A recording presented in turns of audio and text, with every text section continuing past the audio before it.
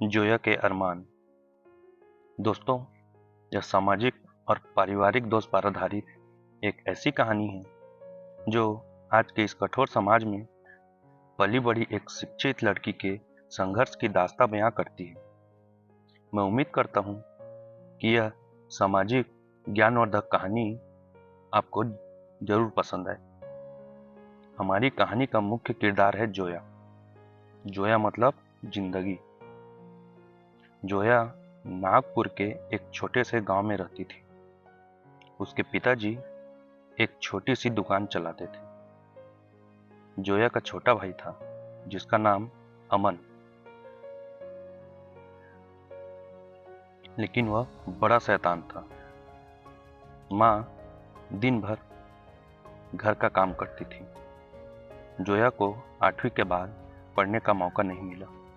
उसके पिताजी की सोच थी कि लड़कियां ज़्यादा पढ़ लिख कर क्या करेगी, जो कि एक नकारात्मक सोच और समाज की नकारात्मक और पिछड़ी हुई सोच की ओर इशारा करता है। अमन 6वीं में पढ़ता था। उसे पढ़ने का ज़्यादा शौक नहीं था। उसका ज़्यादातर होमवर्क जोया कर देती थी। जोया एक गुणवान और मेधावी लड़की थी। वह अपनी कक्षा में अव्वल आती थी। उसे नृत्य करने का बड़ा शौक था।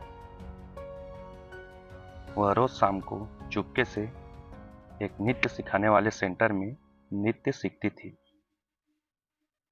हर तरीके का नृत्य करना वह अपनी 14 साल की उम्र में ही सीख गई थी।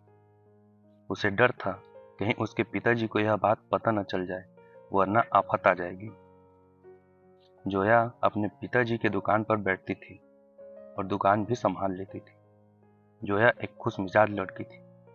उसने कभी भी अपने पिताजी के उसूलों के खिलाफ शिकायत नहीं की।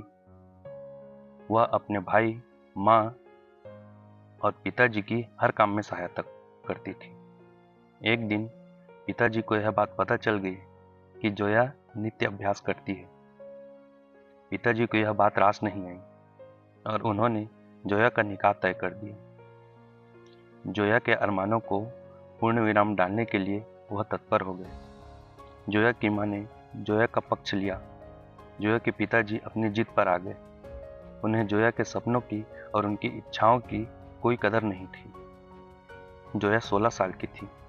हमारे देश में नाबालिग लड़की की शादी करवाना कानूनन जुर्म है, लेकिन अपने दकियानुसी सोच के आगे उसके पिताजी को कुछ नजर नहीं आ रहा।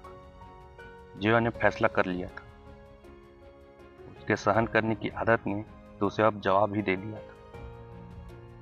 निकाह के पहले वाले दिन जोया ने खाना नहीं खाया। उसने नृत्य संस्थान से छात्रवृत्ति प्राप्त की थी, लेकिन उसका जिक्र उसने कहीं नहीं किया था। उसने अपना घर बेमन से छोड़ने का फैसला किया। वह अपने अरमानों को पंख देना चाहती थी। उसकी मां ने दिल पर पत्थर रखकर अपनी बेटी को घर से विदा किया। वह दिल्ली चली गई। पिताजी ने हमेशा के लिए दिल के दरवाजे जोया के लिए बंद कर दिए। जोया ने अपनी कोशिशों को और मेहनत से नृत्य में महारत हासिल कर ली। वह अपने इंस्टीट्यूट में डांस टीचर बनी और भारत की सांस्कृतिक नृत्य को आगे बढ़ाने के लिए जी तोड़ मेहनत की। उसने भारत के नेशनल डांस कंपटीशन में द्वितीय पुरस्कार जीतकर अपने परिवार का नाम रोशन किया। 2 साल की कड़ी मेहनत के बाद उसने अपने अरमानों को पंख दिए, लेकिन अब जोया ने पढ़ने के लिए करेस्पॉन्डेंस का कोर्स ज्वाइन कर लिया। वह अपने घर वापस जाना चाहती थी, मगर हिचकिचा रही थी। उसे पता चला कि उसके पिताजी की तबीयत ठीक नहीं है। जोया अपने गांव गई। मां उसे देखकर बेहद खुश हुई, लेकिन अमन ने मुंह फेर लिया। उसे जोया की इतनी कामयाबी बर्दाश्त नहीं हुई। अमन की अध्ययन में कोई खास रुचि न होने के कारण उसने स्कूल जाना बंद कर दिया और पिताजी की दुकान संभालने लगा। जोया अपने पिताजी के पास गई। उसने रोकर और हाथ जोड़कर माफी मांगी। उसे लगा उसे पिताजी कभी स्वीकार ही नहीं करेंगे, लेकिन यह गलत। पिताजी ने पास बुलाकर कहा, जोया, मैं माफ कर पाओगी?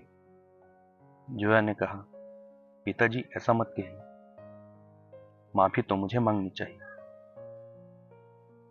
पिताजी ने कहा, मैंने कभी तुम्हें या तुम्हारी काबिलियत को समझने की कोशिश ही नहीं की। जोया ने तुरंत कहा, अभी आप आराम कीजिए और सब मुझ पर छोड़ दीजिए। जोया ने अपने पिताजी का इलाज अस्पताल में करवाया। जोया को नौकरी से जितने पैसे मिलते वह अपने घर भेज देती। पिताजी को अपनी गलती का एहसास हो गया था। जोया के पिताजी ने उसे अपनी चाहतों और सपनों को जीने के लिए आजाद कर दिया। दोस्तों, माँ बाप को अपने बच्चों को समझना चाहिए। लड़का लड़की में भेदभाव करना यह एक सामाजिक और पारिवारिक दोष है।